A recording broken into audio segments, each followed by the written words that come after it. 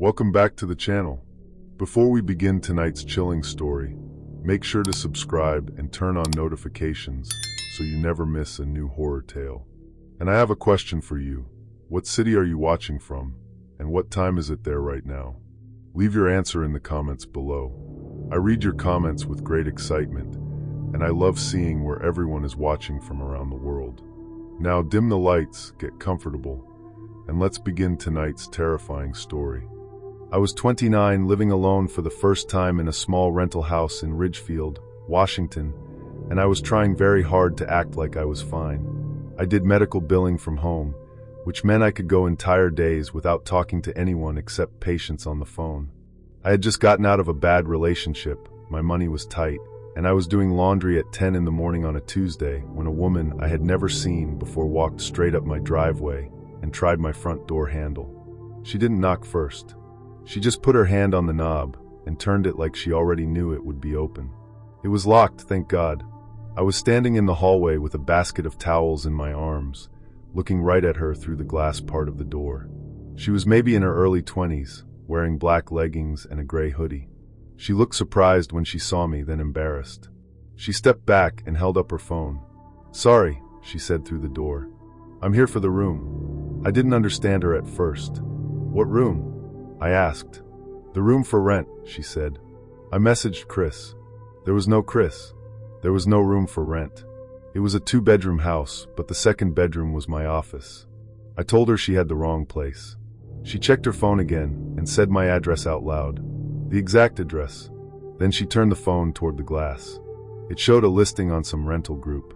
I couldn't read all of it, but I saw a picture of my house. Not the outside from Google Street View. The actual living room. My living room from before I moved in. Same old beige couch from the rental photos. Same green curtains the landlord had taken down. The listing said 1 bedroom available. Female tenant preferred. Low deposit. Available immediately. I opened the door only a few inches because she seemed harmless and honestly looked as confused as I was. She said she had been texting a guy named Chris since the night before. He told her to come by between 10 and noon because the current girl works from home and can show it. That part made my skin feel cold. I asked her to send me a screenshot of the listing. She did. Then she apologized about 5 times and left. For the first few minutes, I was just annoyed. I thought it was a scam. Somebody had stolen old photos from the property listing and was collecting deposits from people. I had heard about that happening. I called my landlord and he didn't answer. Then I reported the post. I tried to go back to work, but I kept looking toward the front window. Around 11:30, a man came. He parked across the street instead of in my driveway. He sat in his car for a while, then walked up with a folder under his arm. He was older than the woman, maybe 45. Clean jeans, clean shoes, blue button-up shirt. He looked like someone's dad going to an appointment. "He knocked that time?" I didn't open the door. He smiled at me through the glass. "You Aaron?" he asked. "That's my name." I said, "Who are you?" "I'm supposed to look at the room." I told him there was no room. He kept smiling, but it didn't change his face much. "Chris said you'd say that." I didn't answer. He looked past me into the hallway. Not fast. Slow, like he was taking inventory. Then he said, "Is he here?"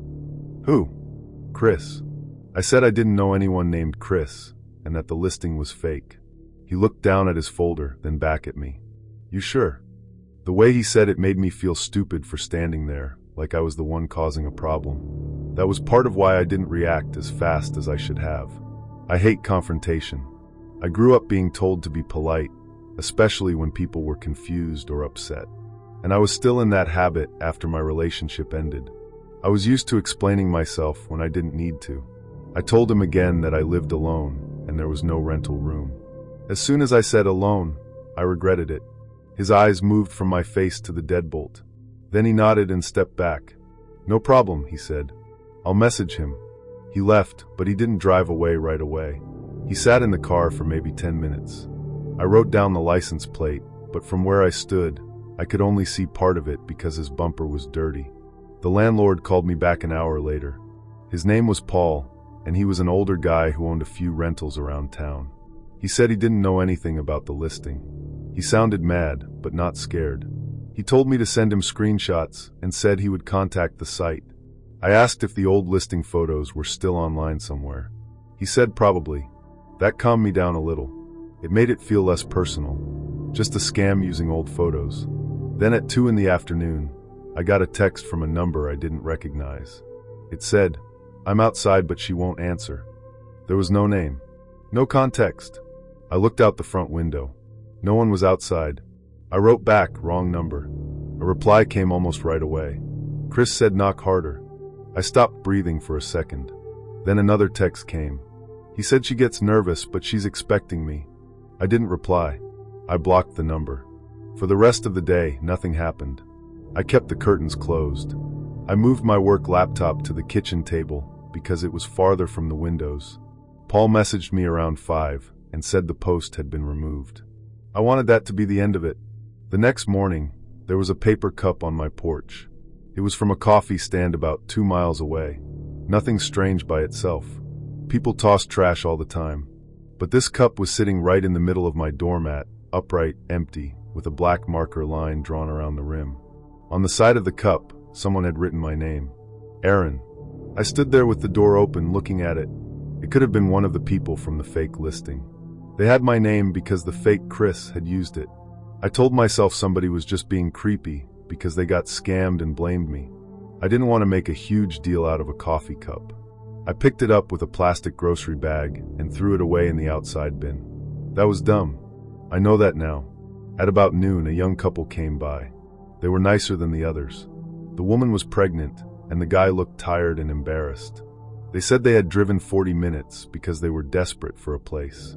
They had the same fake listing, but this time it included a note that said, "Current tenant is shy, so please be patient." The man showed me the messages. The fake landlord had written, "The key sticks. If she doesn't hear you, go around to the back patio. Sliding door sometimes doesn't latch." I don't have a back patio. I have a small concrete slab outside the kitchen, but I do have a sliding door. It did latch. I checked it every night. Still, reading that made everything feel different. This wasn't just somebody stealing deposits. Whoever was doing it was telling strangers how to get into my house. I asked the couple to send me screenshots. They did. The pregnant woman said, "You should report this." I told her I had. She looked over my shoulder into the house and said quietly, "No. I mean, you should report this like somebody's trying to get in." After they left, I called the non-emergency police number. The woman on the phone took my information and said an officer would call me back. She told me to keep screenshots, not engage with anyone, and call 911 if someone tried to enter. It sounded serious when she said it, but after I hung up, I still felt like I was overreacting. That is the part one hate admitting. I didn't want to be the person making a big thing out of internet weirdness. I didn't want Paul to think I was a problem tenant. I didn't want my mom to worry and tell me to come home. Mostly, I wanted my life to feel normal again. So I stayed. That evening, I put a chair in the track of the sliding door. I closed every curtain. I left the porch light on. Around 9, I was in the bathroom brushing my teeth when my phone buzzed. Another unknown number. Here for showing. At back. I froze with the toothbrush in my mouth. The bathroom window faced the driveway. I turned off the light before looking out. I couldn't see anyone at first. Then I saw a shadow move past the kitchen window. Not the front. The back. The person wasn't on the porch. They were right against the house. I got low and moved into the hallway. The kitchen was dark except for the little green light on the microwave.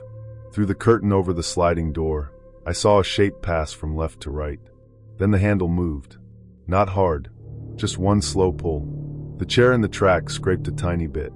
I backed into the bedroom and closed the door without letting it click. My hands were shaking so badly I could barely unlock my phone. I called 911. I whispered my address and said someone was trying to get into my house. The dispatcher told me to stay on the line and get somewhere with a door I could lock. My bedroom door had a cheap push lock. It would not stop anyone. There was a small window over my desk, but it was painted halfway shut and too high to climb through without making noise. The closet was worse. No exit. While the dispatcher talked, I heard the sliding door handle move again. Then a man's voice outside said, "It's open." Another voice answered, "Don't break it." The second voice was closer to the front of the house. There were two of them. I went flat against the wall between my bed and the closet. I remember noticing ridiculous things. My laundry basket was still full. My laptop charger was glowing. There was a coffee mug on my nightstand. Normal objects looked wrong because they were still there while this was happening.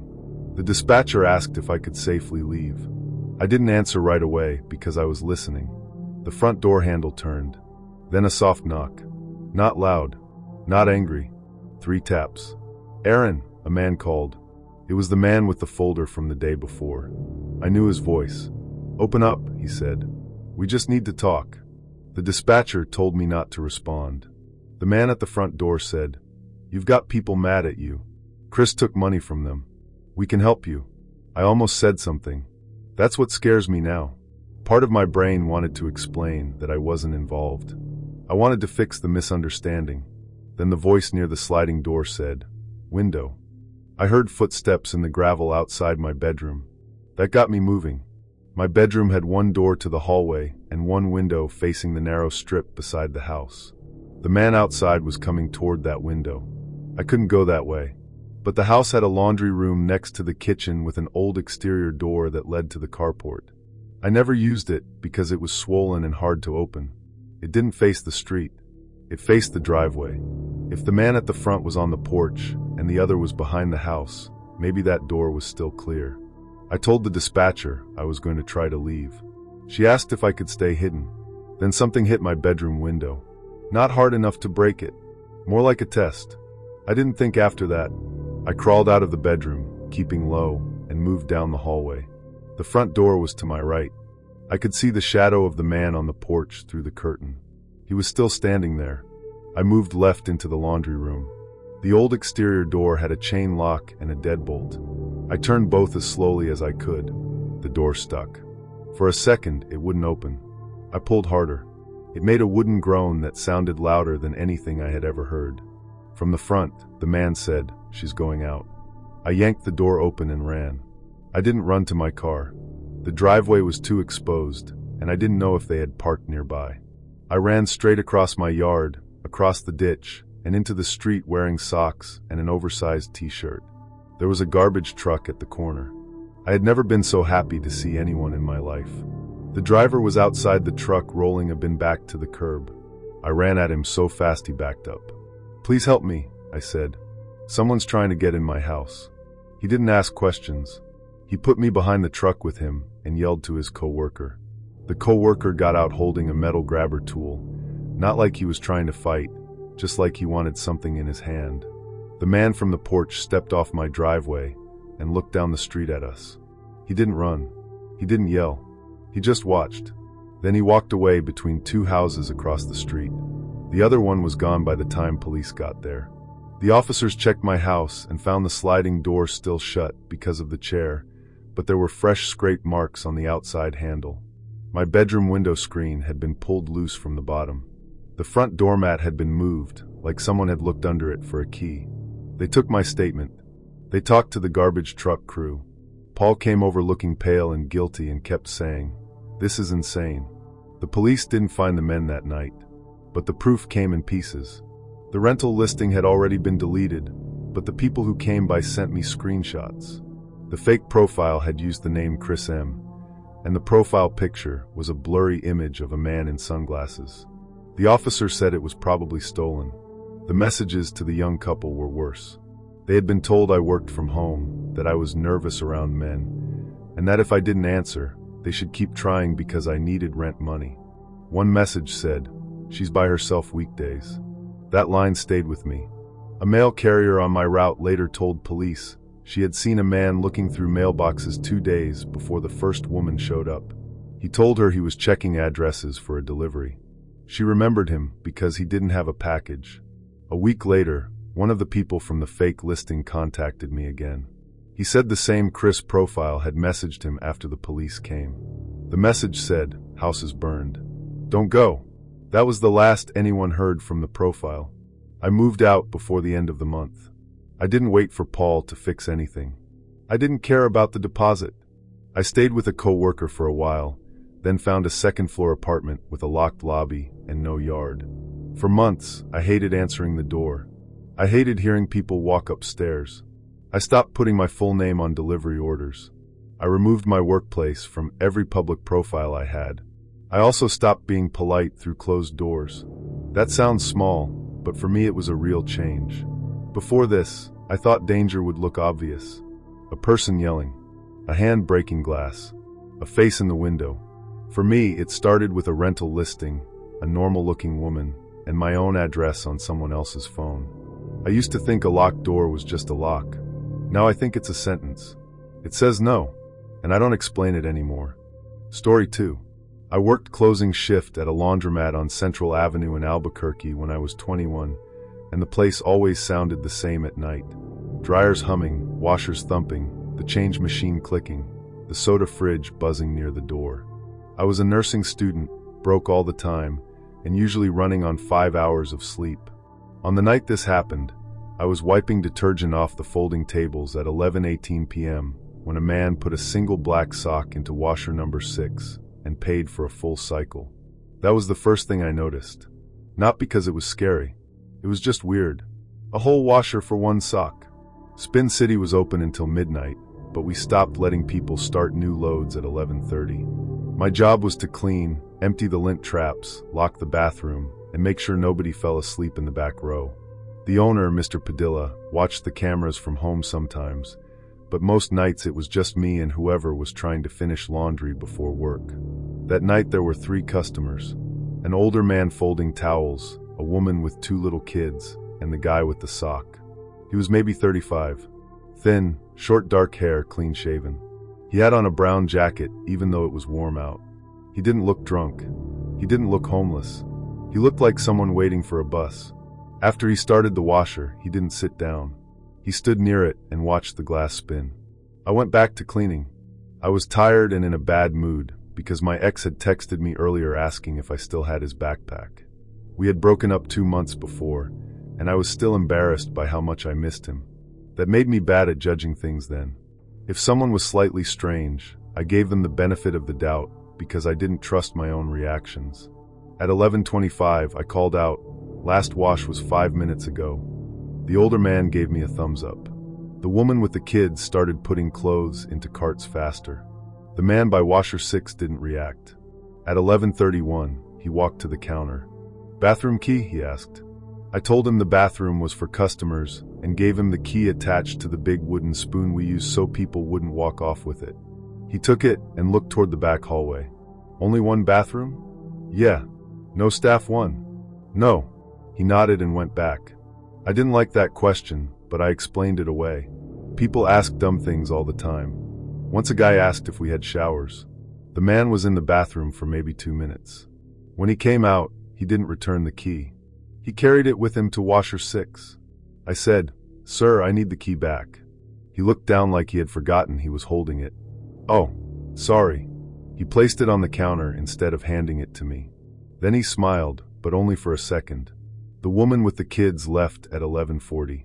I remember because one of her kids dropped a toy dinosaur near the door, and I picked it up and ran it out to her minivan. When I came back in, the sock man was standing near the front window. He wasn't looking outside. He was looking at my reflection in the glass. The older man with the towels left at 11:47. That made it just me and the sock man. I hated that part of closing. It happened sometimes, and usually it was fine. I had a panic button under the counter, but Mr. Padilla told me it went to the alarm company first, not straight to police, and it could take a while. There was also a pizza place 2 doors down that stayed open until 1. The guys there knew me because I bought cheap slices after work. I started doing my closing routine loudly on purpose. Trash bags. Mop bucket. Chairs pushed in. At 11:50, I said, "We close in 10. The man said, "My load's still going." He was right. Washer 6 had 9 minutes left. I looked at the sock spinning in all that water. I said, "You can take it wet if you want." He didn't answer.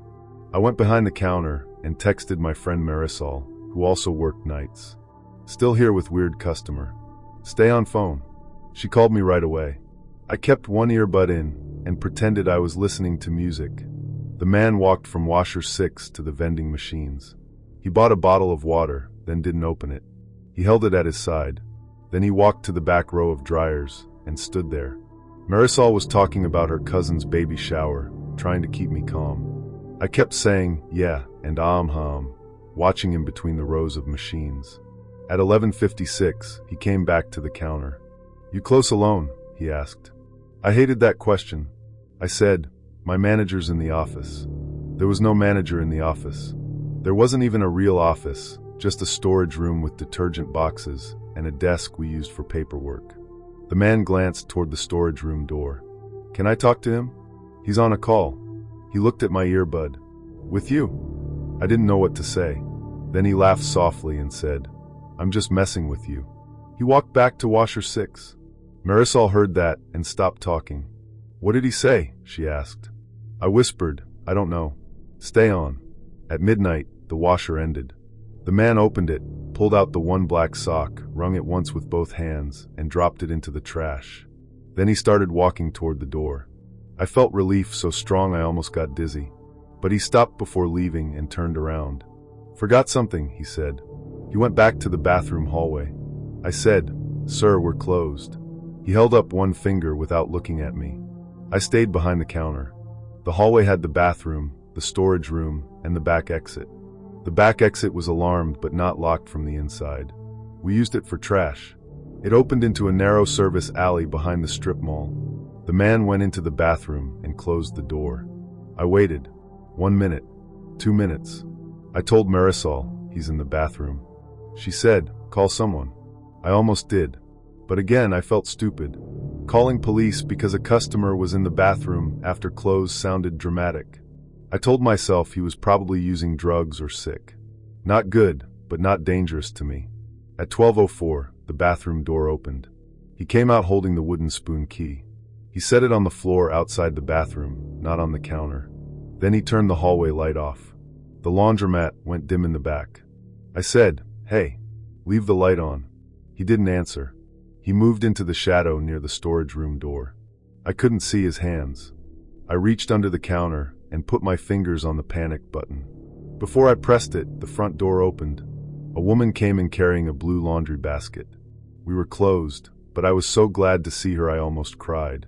She was maybe 50, wearing scrubs, hair in a bun, keys hanging from her wrist. She looked at me, then at the back hallway, then back at me. "Are you still open?" she asked. I said, "No, sorry." My voice sounded wrong. The woman didn't leave. She stepped fully inside and let the door close behind her. The man came out of the hallway. He smiled at her. "We're closed," he said. The woman didn't look at him. She looked at me. "You know him?" I shook my head once. Her face changed. Not panic. More like focus. She put her basket on a folding table and said, loud and calm, "Call the police." The man said, "For what?" The woman said, "You heard me." He took a step toward her. I pressed the panic button. Nothing loud happened. No siren. Just a tiny click under the counter. The man heard it anyway. He looked at my hand. Then he moved fast, but not at the woman. At me. He came around the side of the counter, and I backed up into the little space by the register. There was no door there, just a half wall and a swinging counter flap. The woman in scrubs picked up the full metal trash can near the folding table and shoved it into his path. It hit his legs and made him stumble. "Run," she said. I ducked under the counter flap and ran toward the front door. The man grabbed the back of my work shirt. For 1 second, I was stuck. I remember the collar pulling against my throat and my shoes sliding on the tile. Then my earbud ripped out, and I heard Marisol screaming through the phone somewhere on the floor. The woman hit him with the laundry basket. Not hard enough to hurt him badly, but enough that his grip loosened. I twisted out of my shirt because it was a cheap oversized uniform polo, and I ran out wearing the tank top underneath. The pizza place was 2 doors down. I sprinted there barefoot because one of my shoes came off inside the laundromat. The guy at the counter, Eddie, saw my face and came around before I even reached the door. "Lock it," I said. "Lock the door." He pulled me inside and locked it. 2 other employees came out from the kitchen. One of them grabbed a broom. Eddie looked past me through the glass. The woman in scrubs came out of the laundromat seconds later, walking backward, holding her keys between her fingers. The man did not follow her outside. That was worse somehow. Eddie led her into the pizza place and locked the door again. She was breathing hard but calm. She asked me if I was hurt. I said no, even though my neck hurt and my hands were shaking. The man appeared at the laundromat window. He stood there under the bright fluorescent lights, looking out at us. Then he reached over and turned off the front row of lights. After that, he moved deeper into the laundromat where we couldn't see him. Eddie called 911. The woman in scrubs said her name was Denise, and that she had come in because she saw the man watching me through the window while she was parking. She said she almost drove away when I told her we were closed, but something about my face made her stay. The police arrived about 9 minutes later. The man was gone. He had left through the back exit into the service alley. The officers searched the alley and the dumpsters, but didn't find him. They did find my work shirt on the floor behind the counter and my shoe near washer 6. The bathroom window was closed. The back exit alarm had been disabled with a folded piece of cardboard wedged into the door sensor. Not broken, just held apart so it wouldn't register properly. That meant he had done it while he was in the hallway. Maybe during the bathroom trip. Maybe earlier. Mr. Padilla showed up in sweatpants and kept apologizing. He pulled the camera footage while the police were still there. I did not want to watch it, but they asked me to confirm the timeline. The footage showed him entering at 10:52 p.m., almost 30 minutes before I noticed him. He didn't come in with laundry. He came in empty-handed, walked straight to the back hallway, and looked at the exit door. Then he left. At 11:16, he came back with the black sock. He spent the next 40 minutes moving around the laundromat in a pattern that made sense only after we watched it. He checked which cameras moved and which ones didn't. He stood by the front window whenever customers left. He waited until I was outside returning the kid's toy, then walked behind the counter for 3 seconds. That part made me feel sick. On the video, he didn't steal money. He looked under the counter. That was how he knew where the panic button was. He also unlocked the little counter flap. We normally kept it latched from the inside. When he came at me, it swung open easily. The camera near the bathroom showed him placing the wooden spoon key on the floor and turning off the hallway light. It also showed him looking directly into the camera before moving into the blind spot by the storage room. The police took a report. Denise gave a statement. Eddie gave one too. The officers said there had been similar incidents at 2 other late-night laundromats, but they couldn't tell me much. A man would come in near close, start a tiny load, wait until the employee was alone, and then find a way to get them away from the counter. In one case, he claimed the bathroom was flooding. In another, he said someone had passed out in the alley. I asked if he had hurt anyone. The officer paused before answering and said, "Nothing like that happened tonight." I understood what he didn't want to say. They didn't catch him that night. I don't know if they ever did. Mr. Padilla stopped staying open until midnight after that. He hired 2 people for closing shifts and put a real lock on the counter door. He also moved the panic button higher where a customer couldn't reach it or see it. I quit 2 weeks later. I tried to keep working there at first because I needed money. I lasted 4 shifts. Every time a man came in alone near close, my body reacted before my brain did. I would start sweating. I would forget what I was counting. If someone asked for the bathroom key, I felt like I was back there again, watching the hallway light go out. Denise came by once after it happened. She brought me a grocery store bakery cake, which was strange and sweet. She said she had a daughter my age. I told her she probably saved my life. She said, "Just promise me you'll stop worrying about being rude." I think about that a lot, because that night help was close. There were cameras. There was a panic button. There was a pizza place 20 steps away. There were bright lights and big windows and people nearby. It still almost wasn't enough. Now when I'm in a public place late at night, I pay attention to who is waiting without a reason. I notice who watches doors. I notice who asks about staff areas. I don't wear headphones when I'm leaving. I don't let politeness make decisions for me. A laundromat is supposed to be one of the most normal places in the world. Rows of machines, quarters, dryer sheets, people folding towels. But normal places don't protect you by themselves. Sometimes the only safe thing in the room is the person who decides not to mind their own business. Story 3. The rain was coming sideways at the Charlotte airport, and I was standing under the rideshare signs with a dying phone, a suitcase with one bad wheel, and a work blazer folded over my arm. I was 32, a a claims adjuster from Des Moines, in North Carolina for a 2-day training I didn't want to attend. I had gotten divorced 6 months earlier. I was trying to prove I could handle everything alone. And when a silver Altima pulled up and the driver leaned over and said, "Claire?" I got in even though the app said my car was supposed to be a black Camry. That is the part one replay the most. Not the worst part. The first part. The part where I had a chance to stay on the curb. My name is Claire. I was tired, wet, and embarrassed because I had already missed one ride when my flight landed late. My phone was at 9%. The hotel shuttle had stopped running at 10, and it was almost midnight. I didn't know anyone in Charlotte. I didn't want to call my manager because she already treated me like I was helpless after the divorce. The driver had my name. That felt like enough. I opened the back door and said, "For Claire?" He nodded. "Yep. Downtown Marriott?" That was my hotel. I got in. The car smelled like mint gum and old fast food. There was a phone mounted on the dash, but the screen was dark. A blue charging cable hung from the console. The driver was maybe late 30s, wearing a baseball cap and a rain jacket. He didn't turn around all the way. He just looked at me in the rearview mirror. "Long flight?" he asked. "Yeah. Phone need charging?" I almost said yes, but something about the way he asked made me hold on to it. "I'm good." He pulled away from the curb. I looked at the app again. It still showed the black Camry circling the pickup area. The driver's name in the app was Jamal. The man driving me had not said his name. I said, "The app still shows you behind us." He laughed a little. "Airport GPS is trash. Happens every time." That sounded believable. Airport GPS really is bad. I had dealt with that before. I leaned back and tried to relax. Then the app buzzed. "Your ride has been canceled." I stared at the screen. The little map disappeared. For a few seconds, I didn't move. I thought maybe the app glitched. The driver kept going like nothing had happened.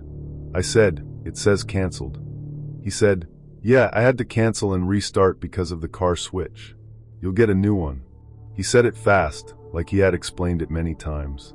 I didn't know enough about the app to know if that was possible. I felt stupid asking. I didn't want to sound like some nervous woman who couldn't handle a rideshare. So I said nothing. The airport roads looped around under orange lights. Rain hit the windows so hard everything outside looked smeared. I tried to open my messages to text my sister, but the phone dropped to 7%. I typed, "In ride now, call when hotel," but I didn't send it right away because I didn't want the driver hearing the whoosh sound from my phone. He took an exit. The sign said I-85 one way and Billy Graham Parkway the other. I didn't know which way downtown was. I opened maps, but it took too long to load. The driver said, "You in town for work?" "Yeah." "What kind?" "Insurance." "People waiting for you at the hotel." Not, "Are you alone?" exactly. But close enough. I said, "My team's already there." That was a lie. My team was flying in the next morning. He nodded. "Big team." I didn't answer. He looked at me in the mirror again. "You don't have to be nervous," he said. I forced a laugh. "I'm just tired." He said, "Everybody's tired." The road got darker. We weren't on a highway anymore. We were on a wide road with warehouses and fenced lots. I saw a sign for long-term parking, then a closed car wash, then a row of storage units. Nothing looked like downtown. I said, "Are we going the right way?" "Road work." There was a highway. Flooded. Maybe that was true. It was raining hard. There were puddles on the road. Cars were moving slow. But I still opened the safety screen on the app. Because the ride was canceled, there was no active trip. No emergency button connected to the ride. Just a help article. My phone went to 5%. I pressed my sister's contact and held the phone low by my thigh. It rang once, then went to voicemail. Of course it did. It was almost midnight in her time zone too. The driver said, "You trying to call somebody?" I said, "My co-worker." "What for?" "To let her know I'm close." He smiled in the mirror. "You're not close yet." I felt the calm in his voice more than the words. He turned into a road that ran behind a line of warehouses. There were no stores, no gas stations, no people, just loading docks and dark glass. I reached for the door handle. It didn't open. I pulled twice. Child lock. The sound was small, but he heard it. He said, "Back doors don't open from inside." My kid messed with the locks. I looked at the window button and pressed it. Nothing. He said, "Windows are locked too." Rain. I stopped touching things. There was a metal travel mug in the cup holder in front of me. My suitcase was in the trunk. My laptop bag was on the seat beside me. I slid one hand into it and felt around for anything useful. Pens, charger, a granola bar, a small can of dry shampoo. My phone went to 4%. I thought about calling 911, but I didn't know where I was. I also worried he would hear me and take the phone. That sounds ridiculous until you are in the back seat of a moving car with locked doors and a man between you and the steering wheel. I needed the car to stop somewhere with people. I said, "I'm going to be sick." He didn't answer. "I get carsick," I said. "Please pull over." "You can wait." "No, I can't." He sighed like I was annoying him. "Use the bag." He reached toward the passenger seat and lifted a plastic grocery bag, then held it back without looking. I didn't take it. Ahead, I saw lights. Not a store. A hospital sign. Emergency. It was on the right, maybe half a mile away. A blue H sign, then another sign for an emergency entrance. I don't know if he saw me notice it. I leaned forward and gagged as hard as I could. It wasn't fake after the first second. I really thought I might throw up. He cursed under his breath and moved into the right lane. "Don't do it in my car." "Pull over," I said. "Please." He turned into the hospital entrance, but not the main emergency drive. He took a side lane marked deliveries. I saw the ambulance bay ahead through the rain. Bright white lights. 2 ambulances. A security cart parked near the doors. He slowed near a speed bump. Not stopped. Slowed. I grabbed the dry shampoo can from my bag, leaned forward, and sprayed it toward the front of the car. Not in his eyes on purpose. Just everywhere. The smell filled the car in one thick cloud. "What the hell?" he shouted. He hit the brake. The car jerked. I threw myself across the back seat and kicked the door with both feet. I don't know why. Panic. It didn't open. The driver twisted around and reached back. I screamed. Not words. Just loud. A security guard under the ambulance bay looked over. The driver saw him. For half a second, everything paused. Then the driver put the car in park, got out, and came around to my door. I thought he was going to drag me out. Instead, he opened the back door and said through his teeth, "Get out then." I did. I fell onto the wet pavement with my laptop bag still wrapped around my arm. I left my suitcase in the trunk. I left my blazer. I left one shoe in the car. The security guard started walking toward us. The driver slammed the back door and got back in. The guard yelled, "Hey, stop." The Altima pulled away. The trunk still had my suitcase in it. I ran toward the guard so fast I almost slipped. I kept saying, "That's not my ride. That's not my ride." He brought me inside through the emergency entrance and sat me near the security desk. I was soaked, shaking, and covered in dry shampoo dust. A nurse asked if I was hurt. I said no. Then I started crying because I still had my phone in my hand, and it had 1% left. It died while I was trying to tell the guard my sister's number. Hospital security called airport police first because it started at the airport. Then Charlotte police. I don't remember all the questions. I remember the guard giving me a towel. I remember a nurse letting me use a charger. I remember seeing my reflection in a dark window and not recognizing myself right away. The proof came later, and it made me feel both relieved and worse. The app support email said my assigned driver, Jamal, had canceled because he couldn't locate me at the pickup zone. He had waited 7 minutes in a black Toyota Camry, not a silver Altima. He reported that another vehicle had been blocking part of the pickup lane, and that a male driver appeared to be calling passenger names. Airport police pulled footage from the rideshare area. I never saw the video, but an officer described it to me. The silver Altima had circled the pickup zone at least 3 times.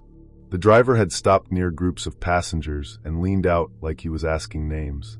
When I looked down at my phone, he was close enough to see my screen. That was probably how he got my name and hotel. He didn't magically know anything. He read it off me. That made me feel foolish for a while. Then angry. The plate on the Altima came back to a different car, a blue Nissan registered 2 counties away. Not stolen, according to the officer. Just not matching. The hospital security guard had only caught part of it because of the rain, but it was enough to show the plate didn't belong on that vehicle. They found my suitcase 3 days later in a drainage ditch behind a closed shopping center. My clothes were still inside. My makeup bag was gone. So was a folder with printed training documents that had my full name, phone number, hotel, and work email. That bothered me more than losing the suitcase. 2 weeks after I got home, my office phone rang from a North Carolina number. I answered because I was working. A man breathed quietly for a few seconds. Then he said, "You got home safe." I didn't say anything. The line clicked off. I reported it. Nothing came of it. Maybe it was him. Maybe it was some unrelated creep. Maybe it was a wrong number with terrible timing. I will never know. The company paid for a new suitcase and a hotel room for that night near the hospital. My manager flew in early the next morning, and for once she didn't make me feel weak. She sat with me in the lobby while I gave another statement. She also made a new rule for our team that nobody took rides alone after late flights if the hotel shuttle wasn't running. I deleted the rideshare app for almost a year. I use rides now, but I do it differently. I check the plate before I move toward the car. I ask the driver to say my name, not the other way around. I don't get in if the car, plate, or face is wrong. I don't care if it's raining. I don't care if people behind me are annoyed. I don't care if I look rude. For a long time, I blamed myself because the signs were there. Wrong car. Dark screen. Canceled ride. Questions that kept getting closer to my private life. But the truth is, he was counting on normal things. Bad weather. A tired passenger. A low battery. A woman who didn't want to make a scene. That is what scares me most. He didn't need a weapon in his hand at the curb. He just needed me to be polite for 10 seconds longer than I should have been. Story 4. By 7:30 on Friday night, I was sitting at the kitchen table in a house that wasn't mine, eating cold pasta out of a plastic container and trying to finish payroll on my laptop. My name is Lena. I was 28 then, working as the front desk manager at a dental office in Maplewood, Minnesota. I was house-sitting for a woman named Mrs. Rivas, one of our patients, while she spent 5 days in Arizona with her daughter. I said yes because she offered me $300, and at the time I needed it badly. I had just moved into a tiny studio after a breakup, and every bill felt like it had teeth. The first strange thing was the recycling bin. It was one of those tall blue bins with the big black wheels. I had pulled it back from the curb earlier that evening because Mrs. Rivas had written it on the instruction sheet she left me. The bin was supposed to go beside the garage, not in front of the house. Around sunset, I heard it move. Not fall over. Not rattle in the wind. It rolled. It made that hollow plastic sound against the driveway, then bumped once against something hard. I looked up from my laptop and listened. The house was quiet except for the refrigerator and the 2 cats chasing each other somewhere down the hallway. I went to the kitchen window and looked out. The bin was no longer beside the garage. It was sitting under the kitchen window, lined up almost perfectly below it. I stood there for a few seconds, not scared yet. Just annoyed. The driveway had a slight slope. I figured maybe I hadn't set the wheels straight, or maybe the wind had pushed it. It was May, and the weather had been weird all day, warm 1 minute and stormy the next. I went outside, pulled the bin back, and wedged one wheel against the garage trim. While I was doing that, I noticed a white pickup parked across the street. It was not in front of a house. It was just parked along the curb under a maple tree. The engine was off. I couldn't see anyone inside because the windshield caught the last light. I told myself it was probably a neighbor's guest. That was the kind of neighborhood where people waved but didn't really talk. Small houses. Neat yards. No sidewalks on that street. Quiet in a way that felt safe during the day and a little too empty at night. I went back inside and locked the kitchen door. Mrs. Rivas had left me a long handwritten list on the counter. Feed the cats at 7. Bring the bins in. Don't let the small cat out. Water the basil if it looks sad. No candles. No oven because it runs hot. She also wrote, if anyone comes by asking for me, tell them to call my cell. I didn't think much of that at first. Older people write stuff like that. About 15 minutes after I moved the bin, the doorbell rang. It was still light out, but barely.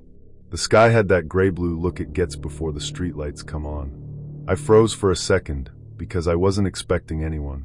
Then I walked to the front door and looked through the peephole. A man stood on the porch holding a folded piece of paper.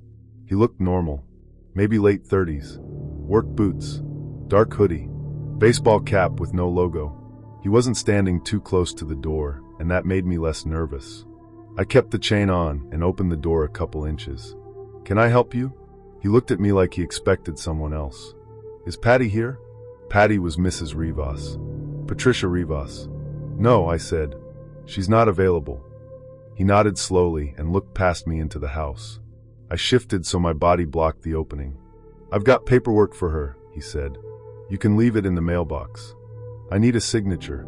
She said anyone with papers can call her. He smiled a little, but it didn't reach his eyes. "You're her niece?"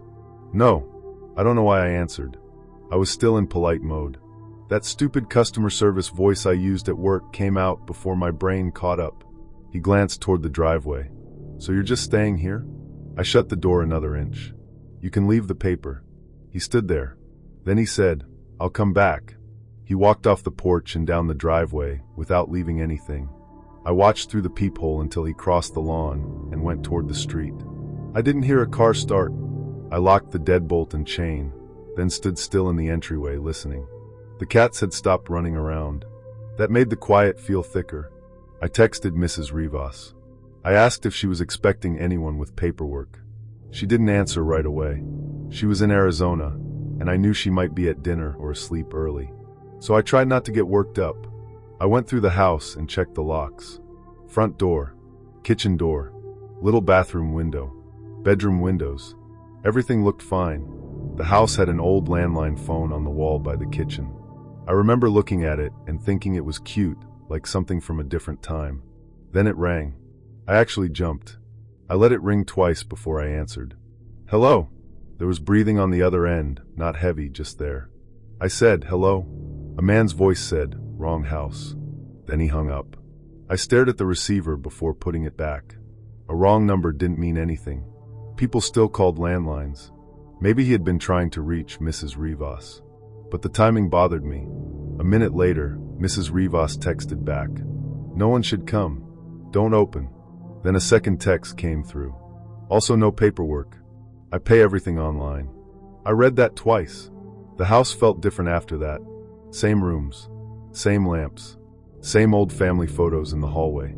But now every window looked too dark. I turned off the kitchen light so I could see outside without being seen as easily. The white pickup was still across the street. This time, I could see a shape in the driver's seat. I stepped back from the window fast enough to bump the counter. One of the cats, the orange one, jumped up and knocked a spoon onto the floor. The sound made me flinch, so hard I almost laughed at myself. I told myself I was making it worse in my head. People park. Men knock on doors. Wrong numbers happen. I put the dishes in the sink. I packed my laptop. I thought about leaving. The problem was Mrs. Rivas had 2 cats, medication instructions, and a note saying the smaller cat had slipped out twice before and would not come back if called. I also didn't want to call her and say I was scared because of a bin and a guy with a paper. I wanted to be the kind of person who could handle staying in an older woman's house for one weekend. At about 8:20, I heard the recycling bin again. This time it was at the back of the house. I had not moved it there. I walked slowly to the kitchen window, staying to the side. The bin was under the window again. Not near it. Under it. The lid was shut, but there was dirt on top. Not dust. Muddy prints, like someone had stepped on it. I backed away from the window. The kitchen window had a basic lock, the kind you twist. It was locked, but the glass was old, single pane. I could see a small crack near the corner I hadn't noticed before. Then the landline rang again. I did not answer. It rang 6 times and stopped. My cell phone buzzed in my hand. It was Mrs. Rivas calling. I answered and tried to sound calm. "Did someone come back?" she asked. I told her about the man, the truck, the bin, and the phone. She got quiet. Then she said, "Go to the bedroom and lock the door." That scared me more than anything else so far because she didn't ask if I was sure. "Why?" "Lena, do that now." I grabbed my laptop bag and the cat food list like an idiot, then moved toward the hallway. As I passed the living room, I saw movement outside the front window. Not a person walking by. A shadow crossing close to the house. I lowered myself without thinking and crawled the last few feet to the hallway. Mrs. Rivas was still on the phone. "Are you okay?" she asked. "I think someone's outside. Call 911. I didn't want to hang up with her, but she told me to. Her voice cracked when she said it. I went into the main bedroom, shut the door, and turned the push lock. It was not a strong lock. It was the kind on a bathroom door, meant for privacy, not safety. I pushed a wooden chair under the knob. Then I called 911. The dispatcher asked for the address. I gave it. I whispered at first, then she told me to speak clearly. While I was talking, something hit the kitchen window. Not hard enough to break it, more like someone testing it. Tap. Pause. Tap. The dispatcher asked where I was. "In the bedroom," I said. "Can you safely exit?" I looked at the bedroom window. It opened to the backyard. The backyard was fenced, but there was no gate to the street. The fence was too high for me to climb quickly. Also, if they were at the kitchen window, they were near that side of the house. "No," I said. "Stay where you are. Officers are being sent." Then I heard the kitchen window slide. A small sound. Wood rubbing wood. I stopped breathing for a second. The dispatcher said my name. I don't remember giving my name, but she said it.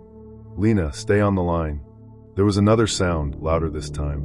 Something being forced. The chair under the bedroom doorknob suddenly looked very small. I moved behind the bed and sat on the floor between the bed and wall. The cats were somewhere in the house. I remember feeling guilty about them, which is strange now, but at the time I kept thinking the cats were going to run out and Mrs. Rivas would lose them because of me. Then I heard a man inside the house. Not talking, breathing. A floorboard creaked in the kitchen. The dispatcher kept saying officers were close. The bedroom door was at the end of the hallway. From where I sat, I could see the bottom crack of it. A line of light from the hallway showed under the door. A shadow moved across that line. Someone had walked past the bedroom. I pressed my phone against my chest so my breathing wouldn't go into it too loud. The doorknob turned. The chair caught it. The knob turned again, slower. Then a man's voice said, very softly, "Patty?" I did not answer. He knocked once on the bedroom door with one knuckle. "Patty, you in there?" I held my hand over my mouth. The dispatcher was still on the line. I could hear her, tiny and far away, asking if I could speak. I couldn't. The man pushed the door. The chair scraped an inch. Then he stopped. For maybe 10 seconds, there was nothing. Then the landline in the kitchen started ringing again. It was so loud in the quiet house that it felt unreal. The man in the hallway moved away from the door. I don't know what made me do it, but I reached into my laptop bag and felt for my car keys. My car was in the driveway. The key fob had a red panic button. I pressed it and held it down. Outside, my car alarm started screaming. The sound ripped through the whole house. Horn, horn, horn, lights flashing against the bedroom curtains. The man in the hallway swore. I heard fast steps. Then another voice from somewhere near the kitchen said, "Go." That was the first time I knew there were two of them. The dispatcher was saying something, but I was already moving. I crawled to the bedroom window. It faced the front side of the house, not the backyard, because the bedroom was on the corner. I unlocked it, pushed it up, and the old frame stuck halfway. I shoved it with both hands. It went up with a crack of paint. The screen bent when I pushed it out. I threw my laptop bag through first, then climbed out in socks. I scraped my leg on the sill, but I didn't even feel it until later. The car alarm was still going. I ran across the lawn instead of toward my car. Across the street, the white pickup was pulling away with its lights off. At the same moment, a small sedan turned onto the street and slowed down. It had a light-up sign on the roof from a food delivery app. I had ordered dinner earlier and forgotten about it. The driver, a woman maybe my mom's age, rolled down her window and yelled, "Lena?" I ran right to her car. I must have looked insane because she unlocked the doors before I even reached her. I got in the passenger seat and said, "Drive. Please drive." She didn't ask questions until we were at the gas station 2 streets over. The police met us there. They also went to Mrs. Rivas's house. Nobody was inside by then. The kitchen window was open. The recycling bin was still under it. One muddy footprint was on the lid, and another was on the sill. The back door lock was scratched, but not broken. The bedroom door had a dent near the knob from where the chair dug in. The police found the folded piece of paper the man had been holding. He had dropped it in the yard. It wasn't paperwork. It was a printout from a neighborhood Facebook group. Mrs. Rivas had posted 2 weeks earlier asking if anyone knew a reliable house sitter for May 12th through May 17th. Someone in the comments had tagged me because I had house sat for them before. My full first name was there. So was Mrs. Rivas's street, because she had mentioned the neighborhood and someone else had replied with the exact block. The white pickup had stolen plates. The food delivery driver had dashcam video of it leaving, but the plate came back to a different vehicle. A neighbor later told police she had seen the same pickup parked there the day before, around lunchtime. She thought it belonged to roofers down the block. Mrs. Rivas flew home early. She hugged me in the gas station parking lot and kept saying sorry. I kept saying it wasn't her fault, because it wasn't. Not exactly. But after that, I stopped taking house-sitting jobs from people I didn't really know. I stopped letting friends tag me in public posts. I stopped treating a locked door like an overreaction. For a long time, I felt embarrassed about how polite I had been to the man at the door. I kept replaying it, hearing myself answer his questions like he deserved answers. Now I don't see it that way. I was trained by work, by life, by being a woman in the world, to make strangers comfortable before I made myself safe. I don't do that anymore. A locked door is not rude.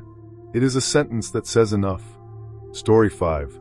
The laundromat on Central Avenue had a soda machine that made a loud buzzing sound every time it kicked on. I remember that because, for most of that night, it was the only sound that made me feel normal. My name is Omar. I was 24 when this happened, living in Tucson and taking night classes for automotive repair while working days at a parts warehouse. I did my laundry after 11 because the machines were cheaper, the place was less crowded, and I was too tired to deal with people. That night, I was folding work shirts at Spin City when a man with no laundry walked in and put quarters into an empty washer. He didn't put clothes in it. He didn't pour soap. He just fed coins into washer 14, shut the door, and pressed start. The machine filled with water and began turning nothing. I noticed because I was sitting across from it, waiting for my dryer to finish. The guy looked around the room like he had forgotten why he came in. He was maybe 40, thin, clean-shaved, wearing a gray jacket even though it was warm outside. He had a backpack over one shoulder. He saw me looking and smiled. "Wrong machine," he said. I gave a small laugh because that seemed like the normal response. He didn't move his clothes over because there were no clothes. He just stood there watching the empty washer turn. Spin City was open 24 hours, but after 10, the front counter was usually closed. There was a woman named Rosa who worked there most nights.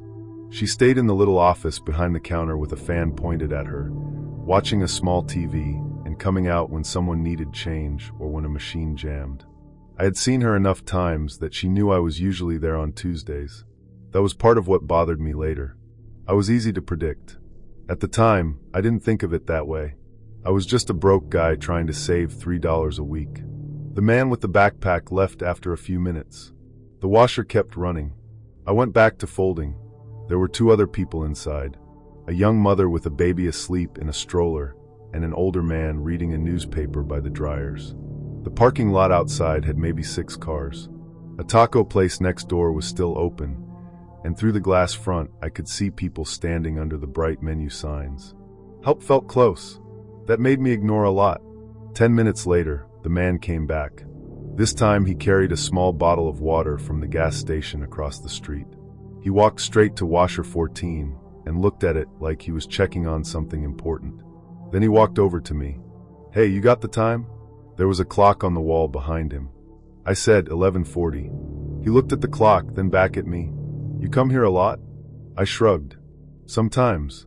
He nodded like that answered something. "Machines good here?" "They're fine." He looked at my laundry basket. My name was written on the side in black marker, because I had lost one before at my apartment building. Omar R. He looked at it for just a second too long. Then he said, "You work at that auto place on Grant, right?" I felt my face get hot. I did work at an auto parts warehouse near Grant Road. I wore shirts with the company logo, and 2 of those shirts were folded on the table in front of me. "Yeah," I said. I tried to make it sound like I didn't care. He smiled again. "My cousin goes there." I said, "Cool." He waited like he wanted me to ask his cousin's name. I didn't. The dryer buzzed. I almost felt thankful for it. I moved to unload the rest of my clothes. The man walked away and stood by the vending machine. He bought 1 pack of dryer sheets. Then he bought another. Then another. Each time, the machine made a clunking sound, and he picked them up slowly. I thought maybe he was on something. Not in a wild way. Just off. Tucson has plenty of late-night odd people, and most of them don't mean anything by it. Rosa came out of the office and looked at him. "You washing something?" she asked. The man lifted the dryer sheets. "Waiting." "For what?" "My ride." Rosa stared at him. He stared back, not angry, just calm. The older man with the newspaper got up and left. The mother with the baby left a few minutes after that. Then it was just me, Rosa, and the guy with the backpack. That changed the whole room. I still had 1 load in the dryer. 12 minutes left. I thought about taking it out wet and leaving, but I needed work clothes for the next morning. I had an early shift. I was exhausted. I was also embarrassed. I didn't want Rosa to think I was scared of some guy waiting for a ride. The man went outside again. I watched him through the front window. He didn't go toward the street. He walked along the front of the laundromat, past the glass, then around the side of the building where the dumpsters were. A minute later, the lights flickered. Only once. Rosa looked up from the counter. The lights steadied. She went back into her office. I kept watching the side door. Spin City had a side exit by the restrooms. It led to a narrow walkway between the laundromat and the closed nail salon next door. I had used it once when the front door was being cleaned. That night, I noticed the side door was open a few inches. Not wide, just cracked. There was a yellow bottle of detergent on the floor holding it open. I had not seen it there before. I walked over, picked up the bottle, and pushed the door shut. The second I did, someone on the other side pulled the handle. Not hard, just a quick tug. I stepped back. The handle moved again, then stopped. I stood there holding the detergent bottle, feeling stupid and frozen. Rosa came out. "What are you doing?" she asked. I pointed at the door. "Someone pulled it." Her expression changed right away. Not panic, recognition. She walked over and locked the deadbolt above the handle. I didn't even know that door had one. "Stay inside," she said. Then she went to the front door and looked out. The man with the backpack was standing at the edge of the parking lot near my car. My car was an old green Civic with a dented rear bumper. I had parked under the light because that was what people always tell you to do. Under the light, near the entrance. Lock your doors. He was just standing beside it, not touching it, just close enough. I said, "That's my car." Rosa said, "Don't go out." The dryer buzzed behind me. It made both of us jump. Rosa walked to the office, grabbed the phone, and called someone. I thought she was calling police, but she spoke Spanish too fast for me to follow. Then she hung up and called again. The man outside looked toward the laundromat. He lifted one hand in a little wave. Then my phone buzzed. I looked down. Unknown number. The text said, "Your back tire is flat." I stared at it. My phone number was not on my laundry basket. It was not on my work shirts. It was not visible anywhere. Another text came. "Come look before you drive." I showed Rosa. She said something under her breath. "Do you know him?" she asked. "No." "You sure?" "I'm sure." She grabbed her ring of keys. "Get your clothes. Fast." I pulled my damp shirts and jeans into the basket without folding anything. My hands were shaking so much I dropped socks all over the floor. Rosa went to the front and locked the main door. The man outside walked toward it. He tried the handle. Rosa stood inside, facing him through the glass. "We're closed," she said. He smiled like he couldn't hear her. He tapped his phone, then held it up to the glass. Mine buzzed again. "Open the door, Omar." Seeing my name on that screen did something to me. Not fear like in movies. It was more like my brain got quiet. I stopped trying to make it normal. Rosa said, "Come." She led me behind the counter and through a door marked employees only. I had never been back there. It was a narrow storage hall with shelves of soap, cleaning supplies, and boxes of lost clothes in plastic bags. At the far end was another door. While we were halfway down the hall, someone hit the side door hard. The metal frame boomed. I dropped my laundry basket. Rosa grabbed my arm. "Leave it." There was another hit. Then a man's voice from the side walkway said, "Open up. I just need my bag." It was not the same voice as the man in the gray jacket. There were two people. Rosa pushed me through the back door into the taco place's kitchen. I had no idea the buildings were connected. She must have had an arrangement with them, or maybe the owners knew each other. The kitchen was bright and hot. A cook turned around holding tongs. Rosa said something fast, and he looked past us toward the laundromat door. "Call police," he told another worker. The taco place had customers inside. Music played. Someone laughed at a table near the front. It was like stepping out of one world and into another. Rosa locked the door behind us. A few seconds later, the handle shook from the laundromat side. The cook walked over and stood in front of it with the tongs still in his hand. He said, "No." That was all. The handle stopped moving. The man in the gray jacket did not come into the taco place. Neither did the other one. By the time police arrived, both were gone. My car did have a low tire, but not flat. The valve cap was missing. There was a small pebble pressed into the valve stem, letting air out slowly. I don't know if that was meant to strand me, or just make me bend down next to the car. The police took a report, but I could tell at first they thought it might be some weird argument or a drug thing. Then Rosa made the owner come in and pull the camera footage. That was when it stopped feeling like a random night. The man in the gray jacket had been outside before I arrived. The camera from the front showed him standing near the vending machines at 10:58, watching through the window while I parked. He went around the side of the building twice before he ever came inside. Another man, heavier, wearing a white cap, stayed near the dumpsters where the side exit opened. The empty washer wasn't an accident either. The owner said washer 14 was the loudest machine in the place. It shook during the spin cycle and made enough noise to cover almost anything near the side hallway. The scariest part was my phone number. I found out the next day how they probably got it. A week earlier, I had used the bulletin board inside Spin City to post a handwritten note asking if anyone wanted a used microwave for $20. I had written my first name and number on the pull tabs. Most of the tabs were gone. I had forgotten about it. I had put myself on a wall. The police said there had been 2 reports from other laundromats in the area. Men waiting outside.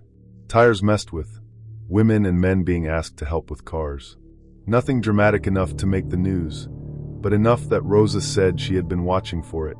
She told me later she noticed the man because he kept looking at the reflections in the dryer doors instead of looking straight at people. That was how he watched without turning his head. I went back 2 days later to pick up the laundry basket I dropped. Rosa had put my clothes in a plastic bag and written Omar on it. I thanked her probably 10 times. She shrugged and said, "Next time, leave before you feel polite." I still think about that. After it happened, I changed my schedule. I stopped doing laundry late. I took my name off everything that didn't need it. I stopped wearing both headphones in public. I stopped parking in the same spot every week, even during the day. For months, every time I heard a washer go into spin cycle, my body tightened. The thing I remember most is not the texts or the side door or the man by my car. It is how normal the room looked while it was happening. Bright lights, vending machines, plastic chairs, a baby changing station in the restroom, a sign that said "Smile, you're on camera." I used to think public meant safe. Now I know public only means other people might be close enough to notice. You still have to make noise before the wrong person gets you somewhere quiet. Story 6. I still have the motel receipt folded inside the glove box of my car, not because I want to remember that night, but because part of me likes having proof it happened. My name is Claire. I was 35, a school photographer from Knoxville, Tennessee, driving alone through southern Missouri for a week of yearbook shoots. I had been divorced for less than a year, money was tight, and I had gotten used to telling myself I didn't need help with anything. That night, I pulled into a roadside motel outside Poplar Bluff, exhausted, carrying a camera bag, a suitcase, and a gas station sandwich, and the key card they gave me opened a room that already had the TV on. It was room 214. The motel was one of those long 2-story places with outside doors and metal railings.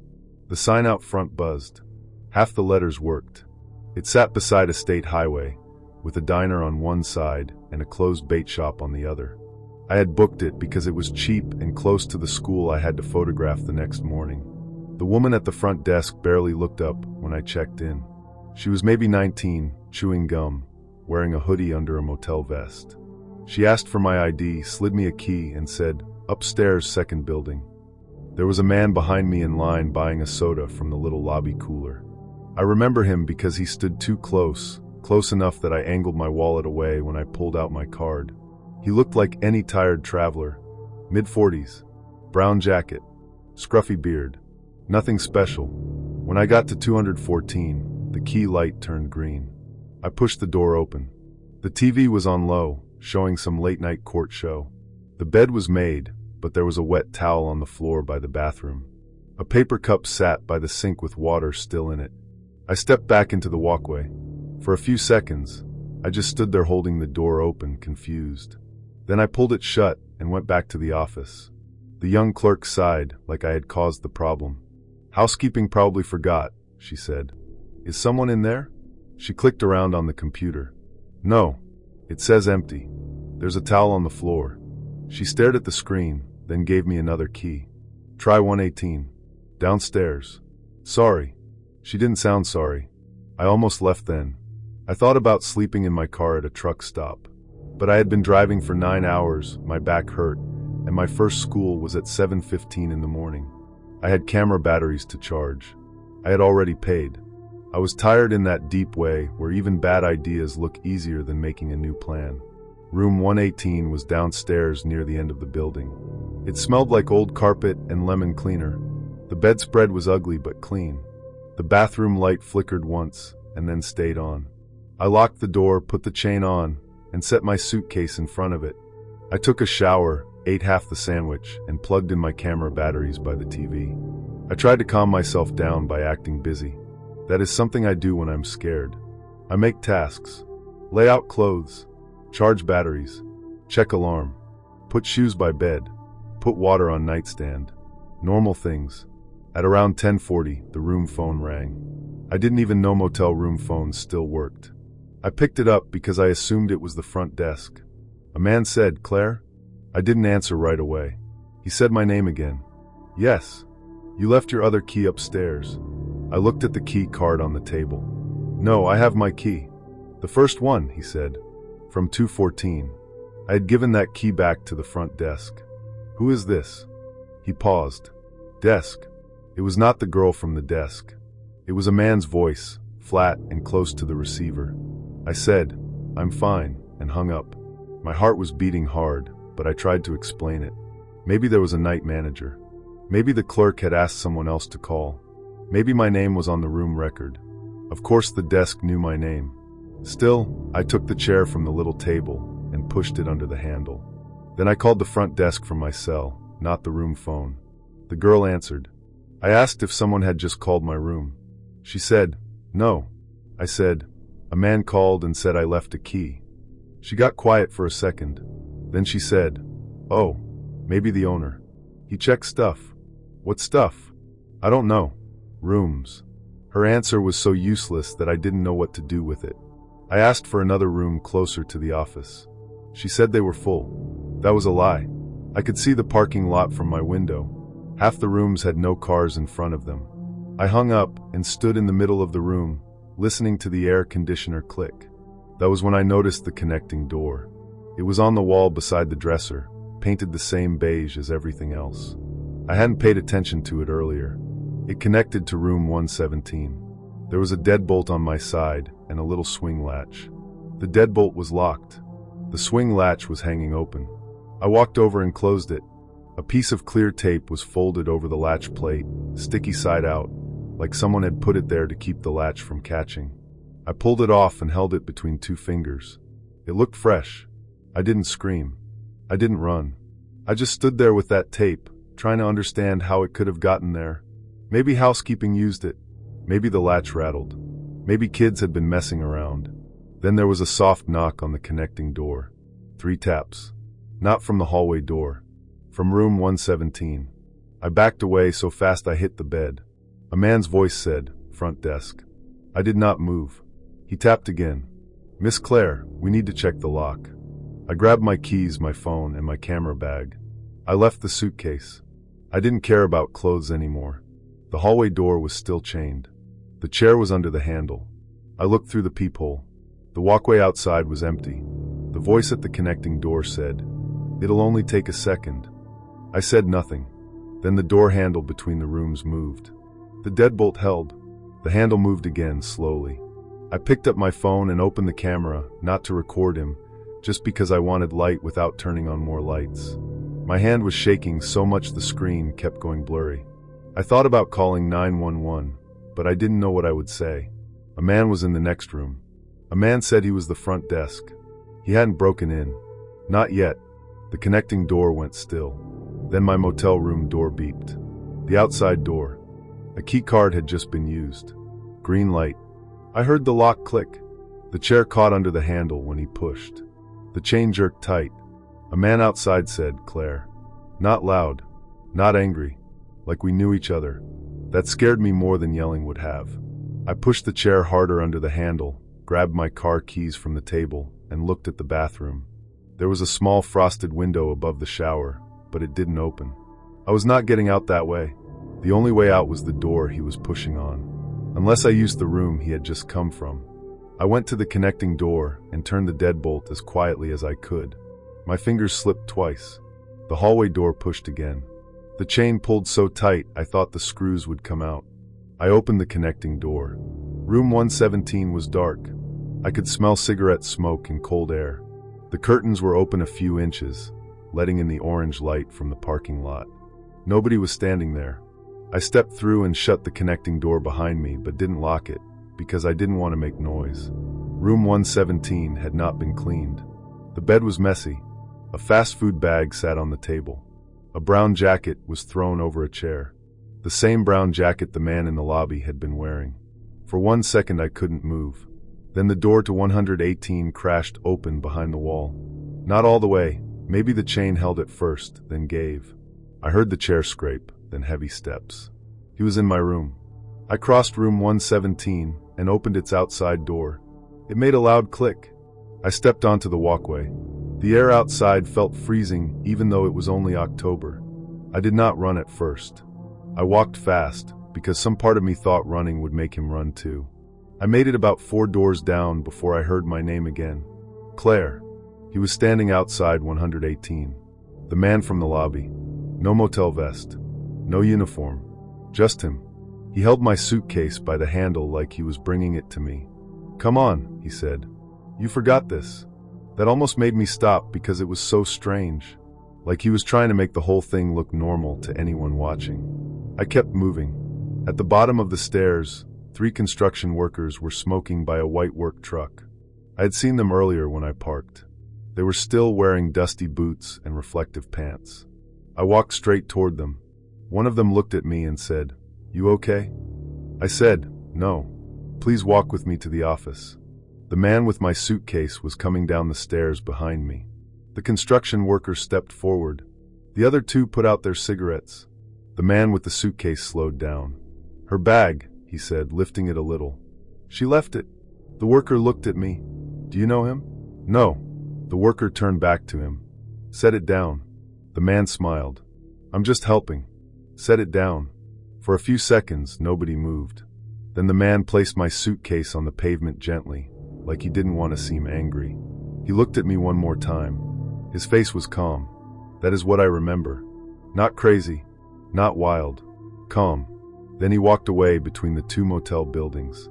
The construction workers walked me to the diner next door instead of the motel office. One of them said the office was no good if the desk gave out the key. Inside the diner, a waitress locked the front door after we came in. She called the police while I sat in a booth with my camera bag in my lap. The police did not catch him that night. Room 117 had been paid for in cash under the name Daniel Morris. The ID was fake, or at least the motel said later they couldn't read the copy. The girl at the desk admitted she had made a duplicate key for room 118 at 10:52 because a man came in and said his wife was locked out and gave my last name. My last name was not hard to get. It was printed on my work badge, which I had been wearing when I checked in. It was also on the envelope of school contracts sticking out of my camera bag in the lobby. I had been tired. I had not thought to turn it around. The first room, 214, was never explained clearly. The clerk kept saying the system showed it empty. The police found a wet towel and a paper cup, just like I said. No luggage. No person. Nothing stolen. They thought maybe someone had been using rooms that were supposed to be vacant, or maybe 214 had been used to get me back to the desk, so the man behind me could hear the new room number. That part still bothers me. A week later, one of the construction workers called me. I had given him my number, because he said they would tell me if the motel said anything weird after I left. He told me another woman had come into the diner the next morning asking if a photographer had stayed at the motel. She said she was checking because a man at the gas station down the road had asked her if she knew the school picture lady in the silver Subaru. I drive a silver Subaru. I had stopped at that gas station 40 minutes before the motel. That meant he may have noticed me before I ever checked in. Maybe he followed me. Maybe he just saw a woman traveling alone with expensive camera bags and waited for a chance. I don't know. I canceled the rest of the trip and drove home in daylight. For months after, I wouldn't stay anywhere with outside doors. I stopped wearing my work badge outside schools. I stopped putting my full name on luggage tags where strangers could read it. I started paying more for hotels with interior hallways and front desks that ask questions before making keys. People tell you being independent means doing everything alone. That night taught me something else. Sometimes being safe means walking up to strangers and saying, "I need help," before the person following you gets close enough to make it sound like you belong to him. I used to chase the cheapest room. Now I think cheap can mean a lot more than money. Story 7. I was standing in a stranger's kitchen at 7:15 in the morning, watering a row of plants on the windowsill, when a woman walked up to the back porch carrying flowers. My name is Jenna. I was 28 then, working as a pharmacy tech in Kenosha, Wisconsin. At the time, I was staying in my old co-worker Denise's house for 10 days while she and her husband were on a cruise. They had a small one-story bungalow near the lake, the kind of quiet street where people waved from driveways, and everyone seemed to know each other's trash day. I had agreed to watch the house because I needed the money. My rent had gone up, my car needed brakes, and I was too embarrassed to ask my parents for help again. Denise offered me cash just to sleep there, bring in the mail, water the plants, and keep the place looking lived in. It sounded easy. I had also just gone through a breakup, so honestly, being alone in a clean, quiet house sounded better than sitting in my apartment with half the furniture gone. That morning was my third day there. I had opened the blinds, started coffee, and was filling a little blue watering can at the sink. Through the kitchen window, I saw a woman come up the short back walk from the alley. She looked normal, maybe late 30s. Brown coat, hair pulled back, flat shoes. She held a cheap grocery store bouquet wrapped in clear plastic. She stopped at the porch steps and looked at the door like she expected someone to open it. I froze with the watering can in my hand. Denise had told me nobody would be stopping by. She was very specific about that. No workers, no relatives, no deliveries except mail. The woman knocked once on the back door. Not hard, just one polite knock.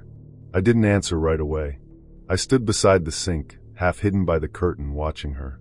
She looked through the small window in the back door, then down at the flowers, then back at the window. "Denise," she called. That made me relax a little. She knew Denise's name. Maybe it was a neighbor.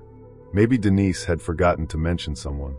I went to the door but kept it closed. "Can I help you?" I asked. The woman smiled fast.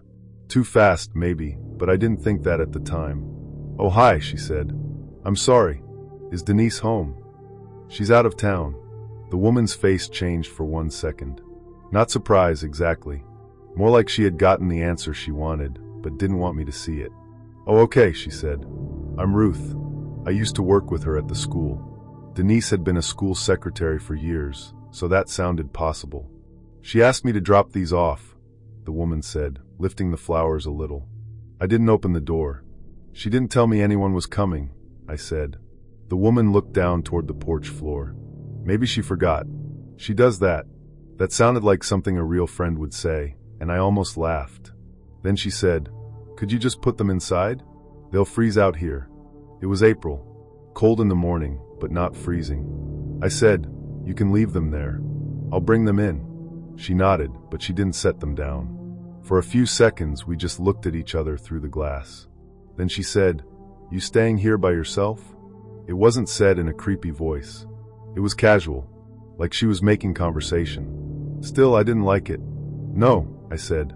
She looked past me into the kitchen, like she was trying to see around my shoulder. "Okay," she said softly. "I'll leave them." She placed the bouquet on the porch mat and walked back toward the alley. I watched her the whole way. She didn't get into a car. She turned left at the garage and disappeared behind the fence line. I locked the door even though it had already been locked. For the next hour, I kept thinking about it. I knew I should text Denise, but I didn't want to bother her on vacation over flowers. I also didn't want to look scared. That was a problem I had back then. I always worried about seeming dramatic. I brought the bouquet inside and set it on the kitchen table. There was no card. That bothered me more than the visit. I checked the plastic wrap, the rubber band, even the bottom of the stems. Nothing. Before leaving for work, I took a picture of the flowers and texted Denise anyway. "Did you send someone named Ruth over with flowers?" The message showed as delivered but not read. She was on a cruise, so I figured she might not have service. Work was busy, and I forgot about it for most of the day. When I got back to the house around 6:30, the first thing I noticed was the flowers were gone from the table. I stood in the kitchen doorway with my purse still on my shoulder. The vase was still there. The water was still there. But the flowers were gone. For maybe 10 seconds, my brain tried to make it normal. I thought maybe I had moved them. Maybe I had put them by the window. Maybe I had thrown them away without remembering. I walked through the kitchen, the dining room, the living room. Nothing. Then I saw them outside. They were back on the porch mat. Same bouquet. Same plastic wrap. Wet stems. No card. The back door was locked. The windows were locked. I checked them one by one. There was a small sunroom off the dining room with a sliding door. That was locked too. Denise had left me a handwritten list of every lock, because she was that kind of person, and I checked all of them against the list. Nothing was open. I told myself I must have left the flowers outside and only thought I had brought them in. I was tired. I worked all day. I had a lot on my mind, but I knew I had set them on the table. I remembered water dripping onto the wood and wiping it with a paper towel. That night, I slept badly. Around 1 o'clock in the morning, I woke up because the house had gone quiet in a way I noticed. The old refrigerator usually made a low humming sound. The heat would click on and off. Pipes popped in the walls. But for a moment, everything was still. Then I heard 2 taps from the back porch. Not a knock. Tap. Tap. Like someone touched the glass with one fingernail. I sat up in bed. The bedroom was at the front of the house, facing the street. The back porch was on the other side, through the kitchen. I held my breath and waited. Nothing. Then it came again. Tap. Tap. I grabbed my phone and turned the screen brightness all the way down without really thinking. My hands felt clumsy. I had 1 bar of service. I called Denise's number first, which was stupid, but that's what I did. It went straight to voicemail. The tapping stopped. I got out of bed and stepped into the hallway. The house was dark except for a little night light in the bathroom and the glow from the microwave clock in the kitchen. I could see the back door from the hall. There was nobody at the window. I stood there for a long time. Then the porch light went off. I hadn't touched it. I backed into the bedroom and closed the door. I didn't sleep after that. I sat on the floor beside the bed with a small lamp on, listening until morning. At 6 o'clock, I checked the back porch. The flowers were gone again.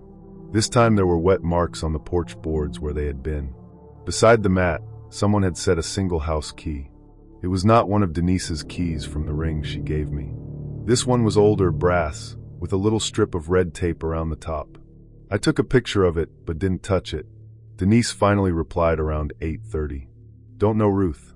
Do not open doors. Call Mark next door. I didn't call Mark next door. I know that sounds dumb, but I didn't. I didn't know him, and the idea of calling some older man I had never met and explaining that a woman brought flowers and maybe a key showed up felt humiliating. Instead, I called the non-emergency police number from the pharmacy break room. The woman on the phone told me an officer could come by later if I wanted to make a report. She asked if anyone was actively trying to get in. I said no. Saying it out loud made it sound smaller. When I got back to the house that evening, the key was gone. In its place was a folded piece of notebook paper under the porch mat. I knew not to pick it up. I knew that. But I did. It said in blue pen, "Jenna, you forgot the side light." There was no side gate. No side yard. No side light that I knew of. My name was what scared me. I had not told the woman my name. I backed away from the porch and went around to the front door. I stood on the front steps and called Mark, the neighbor Denise had named. He answered on the second ring. He sounded older and annoyed. I explained who I was. I said Denise told me to call.